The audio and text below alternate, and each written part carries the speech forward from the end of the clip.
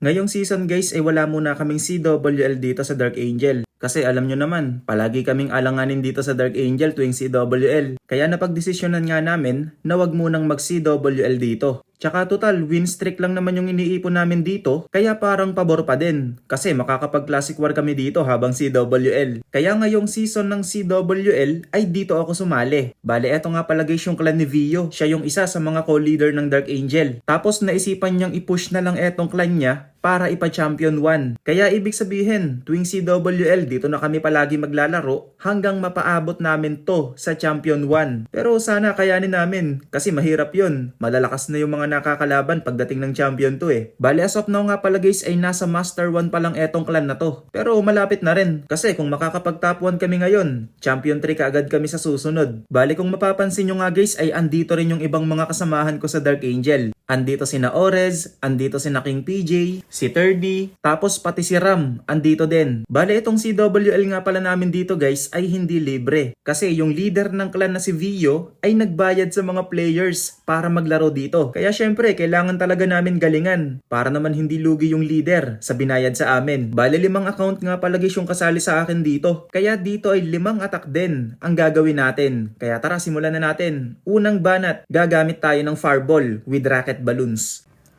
So dito Fireball yung unang gagamitin natin. Parang gusto ko mag-Flame Flinger dito eh. So tanggalin natin to. Itong Mortar. O kaya i-distract ko na lang gamit yung mga Barbarians. So lagay tayo ng Flame Flinger. Bali kailangan matanggal ng Flame Flinger yung mga defense na kaya niyang maabot dito. Tapos dito magpa-Fireball tayo sa Town Hall. Baka may Tesla ha? Meron nga. So tanggalin muna natin yung Tesla. Tapos, Envy, Earthquake, Fireball. Boom! Okay na yung value na yun. Lagay tayo ng 4 na healers lang kay Warden. Kasi double hero charge tong gagawin natin dito eh. Tanggalin ko na rin to. So ngayon tingnan lang natin kung saan pupunta yung Warden. Pero mas maganda kung sa kaliwa. Ayan, sana dyan na siya pumunta. Kaya rin sirain ni Warden yung Town Hall dito eh.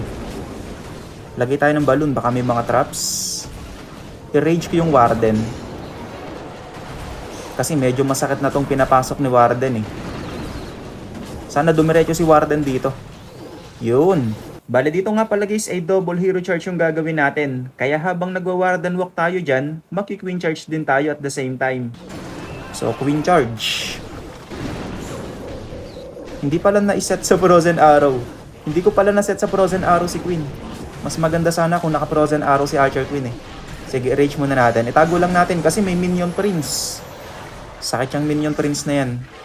So, tingnan nyo naman guys. Doon pa lang sa Flame Flinger, ang dami kaagad na tanggal.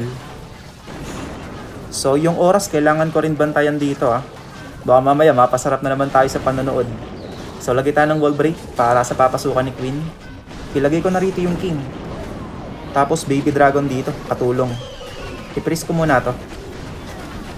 So, yung Warden, freeze ko nga to. Ah, hindi na nahabol. Sige, si RC na lang yung gamitin natin dito.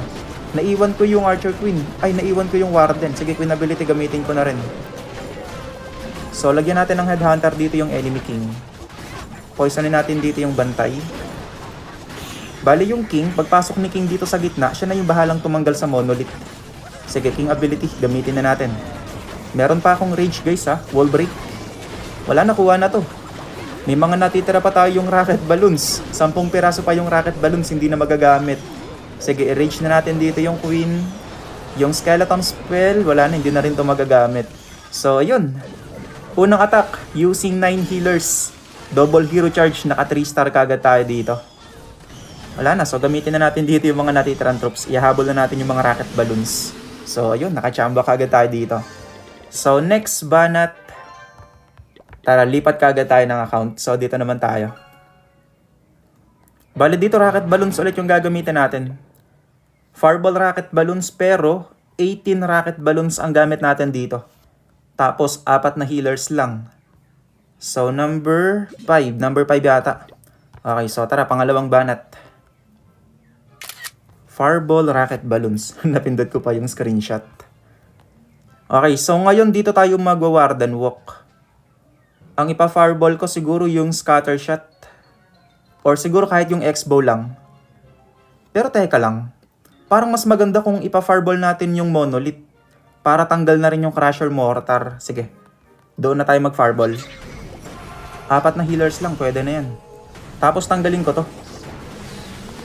Kailangan kong matanggal dito yung X-bow. Kailangan nating matanggal yung X-bow. Kaya na ba? Okay, tapos flame flinger tayo dito. So wala na, free hit na yung flame flinger dito. Baka may mga Tesla. Okay. So dun pa lang, ang laki kaagad ng kayang tanggalin dito ng flame flinger. Ngayon, balikan natin yung Warden. Baka mamaya madedo si Warden dito eh. Sige, inv. Double quake, fireball. Yun, saktong-sakto yung fireball. Lagay tayo ng balloon, baka may mga traps. Mas maganda kung dito pupunta yung Warden sa kanan. Piris ko nga muna to. Hindi yata pumunta sa kanan si Warden. So dito siya pumunta. Sige, okay lang naman. So dahil dyan pumunta si Warden, kaya ang gagawin natin, dito na lang yung King and Queen. Kumbaga si Warden na yung bahala dito sa mga nandito. So pa-activate muna natin dito yung Poison Tower para hindi na makasakit sa King and Queen. Tapos ilagay natin dito yung Queen. Wall break. Yung Warden kailangan din nating bantayan ha. Tanggalin na nga natin tong mga kalat sa labas. Ice Golem to tank, PK, Headhunter doon sa enemy Queen. Kaso lang hindi na freeze yung Ricochet Cannon. Sige, mag wall break na lang ulit tayo. Teka lang. Yung Warden kasi napapalaban eh. Yung oras kailangan ko ulit bantayan ha. Sige, BK ability, pwede na yan. Si RC, ilapag ko na rito si RC. Dito na lang si RC. Yung Warden, medyo masakit yung papasukin ni Warden. Kailangan ko siyang bantayan. I-rage ko yung Queen. Itago ko lang saglit, baka madedo. Tago ko yung Warden. I-rage natin. So, RC ability siguro gamitin ko na. Naka-rocket spare naman to eh. So, yung skeleton spell, pwede ko siyang gamitin dito. Tanggalin natin to. Tapos, i-poison natin yung enemy heroes na nandito para hindi na makaporma. Wala na. 3-star na to. So, ipaglalagay na natin dito yung mga natitira nating pang clean up. Wala na. Yung laman ng flame flinger, hindi na lumabas. So, pangalawang banat, using fireball rocket balloons. Naka 3-star ulit. So, ngayon, lipat tayo ng ibang account. 5 account yung kasali sa akin dito eh. Kaya 5 account yung ibabanat natin ngayon. Okay, so dito fireball rocket balloons pa rin. Pero, Minion Prince. Minion Prince yung isang hero natin dito. Wala tayong RC. So, number 8. Tara, banat. Okay, so ngayon mag-warden walk tayo dito. Tapos, siege barracks ang gagamitin nating machine. Press ko lang to guys, medyo masakit yan. Hindi uubra si Warden Walk ng 1v1 dyan eh. Kapag nag-Warden Walk tayo tapos merong katapat na multi-gear tower, wala, kailangan talagang mag-freeze or mag-inv kasi hindi kaya ni Warden yun eh. Tanggalin natin to. Mas maganda kung si Warden ay pupunta doon. Bali pagkatanggal ng X-bow, mag-i-inv na ako. Inv, double quake, then fireball. Yun, saktong-sakto yung fireball. So dito nga guys, saktong-sakto yung tinamaan ng fireball. Kaso nga lang, ang problema, hindi tinamaan ng earthquake spell, yung dalawang single IT na nasa gitna. Magiging problema pa tuloy mamaya yung dalawang IT na yan. Bali kailangan kong itago itong mga nandito. So itago natin to para si Warden dumiretso doon. Tapos, tanggalin ko to. Minion Prince dito. Then, siege barracks sa labas. Tulungan ko na siguro yung Minion Prince paglilinis dito sa labas. Teka lang, ipiris muna natin to. I-rage ko yung Warden. Ito yung mahirap sa troops na to eh. Talagang multitasking. Kailangan mong bantayan yung Warden, kailangan mo din bantayan yung ibang mga troops mo. BK, ilagay na natin. Meron ditong single IT, kailangan ko atang maglagay ng rocket dun. Ayun lang, wala na pala akong freeze. Wala na akong freeze. Nadedo tuloy yung Warden. Sige, ilagay ko na dito yung Queen. Ice Golem. Lalagay tayo ng wall break para mas makapasok yung Queen dun sa loob. So etong mga nandito sa kanan, free hit si Minion Prince dito. Kaya Minion Prince yung ginamit kong isang hero. Hindi ko na yata kailangan ng poison. Ay, dito pala sa furnace. So i-rocket balloon natin dito yung IT. Naku, mamamatay din dito yung namatay din yung ano tawag dito, yung Minion Prince. Sige, i-rage ko na yung Queen. Si Archer Queen na lang yung nabubuhay ditong hero ah. Sige, ilagay na natin dito yung mga natitira. Queen ability gamitin na natin. Lagay ko dito yung skeleton spell pang distract. So wala na guys, kuha na to. Lagay na natin dito yung mga natitirang pang clean up, yung Archer, yung Wizard, yung Minions. Wala na, kayang-kaya na to ni Archer Queen. So, ayun, buti na lang talaga kinaya pa din. Namatay kasi dito si Warden gawa ng single IT eh. So, akala ko meron pa akong priest kaya hinayaan ko. Pero kung naagahan ko sana na nakita kagad yung IT, nilagay ko na sana yung skeleton spell doon. Pero yun, buti na lang nakuha pa din. So bago natin ipagpatuloy yung mga natitirang attack, ay meron nga pala akong creator code. Pwede nyo po akong isupport gamit ang aking creator code na June kung meron kayong mga bibilin sa shop, katulad ng gold pass, skins at scenery. Malaking tulong po yung support nyo sa akin para mas makapagpatuloy pa sa paggagawa ng mga content. Kaya maraming salamat po kaagad sa mga magsusupport at sa mga patuloy na nagsusupport. So dito naman tayo guys, pang-apat na banat sa number 12. So ang gagamitin ko dito, Root Riders. Pero naka-fireball si Warden tapos naka-giant arrow. So, ibig sabihin, sisirain natin yung town hall sa fireball tsaka giant arrow ni Archer Queen. So, tara. Pangalawang banat. Ay, hindi. Pangilan na ba to? Pang-apat. Pang-apat na ba to? So, ang una kong gagawin dito, tatanggalin ko lang muna yung X-bow. Kasi flame flinger yung gagamitin kong machine eh. So, rocket balloon tayo dito. Tapos, Warden. Healer. Flame flinger dito. So, papatamaan natin yung town hall ng fireball. Kaso may mga lumabas na Tesla. Teka lang, kailangan ko pang i-warden walk yan ah. Sige, antayin nating matanggal yung mga Tesla. Kaya dantar ko muna to. Pwede na to. Invi. Fireball sa town hall. Earthquake. Tapos, Queen ability. Nice. Sira kagad yung town hall. So ngayon, pwede ko nang ilagay dito yung mga Root Riders. Tsaka yung mga Valkyries. Sama-sama na yan. Then, tanggalin ko to. Ang dami naman ng traps dito. Nabawasan na yung mga healers. Nahubos yung mga healers. Yung flame flicker guys, tignan nyo. Free hit siya dito. Bali, i-overgrowth ko na to. Para hindi makapag-recharge yung Invi. Si BK, ilagay ko na dito. So, dalawa yung poison na ginamit ko dito, guys. Kung sakaling Furnace at Ice Golem, ayun o, tama, Furnace at Ice Golem. So, dalawang poison tayo.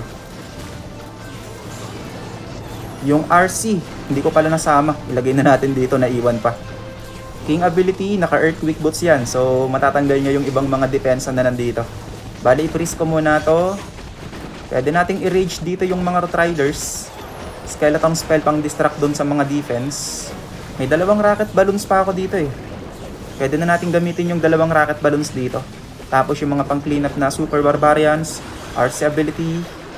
Ayan, eto mga natitira natin, ipaglalapag na natin. So yun, Fireball with Root Riders and Valkyries. Naka 3 star nga tayo. So last banat na yata. Last banat na tayo guys. So lipat na tayo dun sa huling account natin. Dito parang Root Riders din yata yung gagamitin natin eh. Root Riders nga. So, ang ginawa natin ngayon, 3 rocket balloon, tapos 2 Root Rider doon sa 5 attack.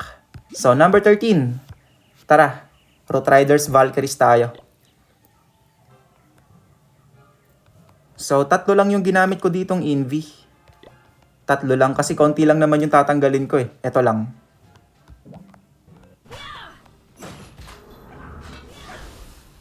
Invi. Kailangan ko pa yatang gumamit ng isang Invi dito.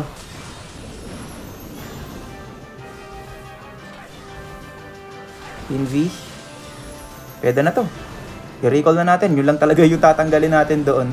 So, lapag ko na yung Root Riders. Warden. Healers. Si RC, sama ko na rin. Ice Golem dito. BK. Tapos, Headhunter. Tanggalin ko to. Tapos, ilagay na natin sa likod yung troop launcher. Poisonin ko nga tong furnace. Twin ability gamitin ko na rin. So, i-OG ko muna ito. Oops. Warden ability siguro gamitin ko na. Ang sakit pala ng area na to. Butasan natin dito para makapasok yung king. Meron pa akong isang ice golem eh. Dito natin nilalapag yung isa pang ice golem dun sa single IT. RC ability guys, kailangan ko nang gamitin.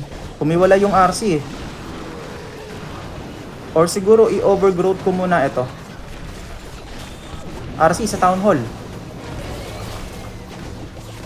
So, itong skeleton spell gamitin na natin dito. Yung mga pang clean up, ipaglalagay na natin. Dito yung barbarian. Meron pa akong headhunter. Gamitin natin dito yung headhunter para doon sa enemy king. So, ilan pa yung root riders natin dito? Yung bakulaw. Na-corner yung bakulaw, nagwo-walling. Mamaya, magwo-walling pa ulit yan dito. So, yung dalawang super barbarian, siguro mamaya ako nagagamitin. Yung Archer Queen buhay pa, kaso nga lang nakulong. Sana tumangki yung bakulaw. Yung bakulaw, sana tumangki siya. Umuna ka bakulaw, umuna ka. Nice! Nauna yung bakulaw. So makaka-free hit dito yung Archer Queen. Sige, ilagay na natin dito yung dalawang super barbarians. 54 seconds. Na-late yung pagdalapag ko dito ng overgrowth guys. Tapos nagkamali yung lapag ko ng unang overgrowth. Kaya nangyari yung ibang mga troops natin nagkahiwa-hiwalay. Pero yun, buti na lang talaga swerte pa din kasi mati 3 star pa din to. So yun, pang 5 attack. Naka 3 star ulit tayo using Root Riders and Valkyries. At ayun na nga guys, 5 out of 5 tayo dito sa day 1 ng CWL namin. So dito ay medyo mahaba pa yung oras ng laban namin. Pero dito medyo lamang na kami sa kalaban. Kasi sa 12 attacks namin, dadalawa pa lang yung sumasablay eh. Tapos sa kalaban, sa 6 na attack nila, meron kaagad 3 sumablay. Kaya wag na nating patagalin. Natapos nga yung laban namin sa score na 43-35. So malaki yung lamang namin sa kalaban. Kaya sa day 1 ng CWL, panalo kaagad kami.